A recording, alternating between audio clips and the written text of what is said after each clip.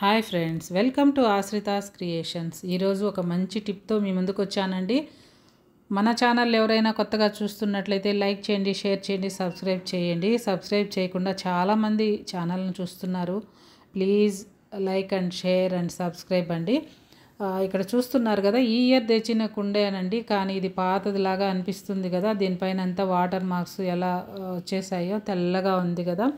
ఈ విధంగా ఉంటే మనకు అనుకున్నంత చల్లగా కుండలో నీళ్ళు అయితే ఉండవండి. దానికోసం ఒక మంచి టిప్ అయితే మీకు షేర్ చేయబోతున్నాను. ఈ విధంగా కడవ తెల్లగా అయినప్పుడు మనము ఏం చేయాలో చూపిస్తాను. నేను ఇది ఏప్రిల్లో అట్లా తెచ్చుకున్నాను. ఈ ఇయర్ కడవే అన్నమాట, పాతదైతే కాదు. ఇలా వచ్చినప్పుడు ఏం చేయాలంటే చాలా సింపుల్గా మన ఇంట్లో ఉండే రాళ్ళ ఉప్పు ఉంటుంది కదండి, అది తీసుకొని ఈ కొత్త స్క్రబ్బర్ పైన వేసి నీట్గా ఇలా క్లీన్ చేసుకోవడం అండి.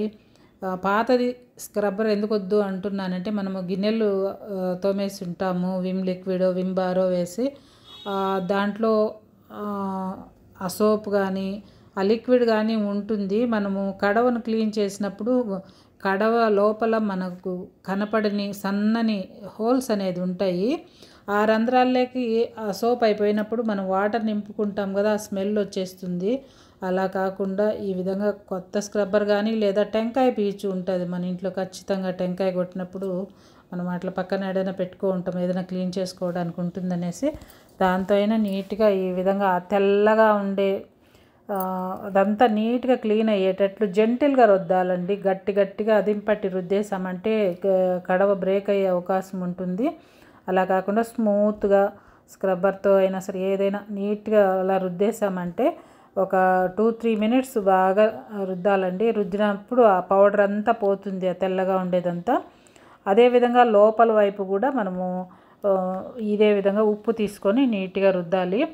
కడవ పైన కానీ లోపల కానీ తడి ఉండేటట్టు చూసుకొని రుద్దండి. ఈజీగా మనకు క్లీన్ చేయడానికి బాగుంటుంది. ఈ విధంగా రుద్దడం వల్ల హోల్స్ ఏదైనా బ్లాక్ అయి ఉంటాయి కదా, ఎంత ఓపెన్ అయిపోయి మళ్ళీ ముందులాగా మనకు కడవలో చల్లగా నీళ్ళు అయితే ఉంటాయి.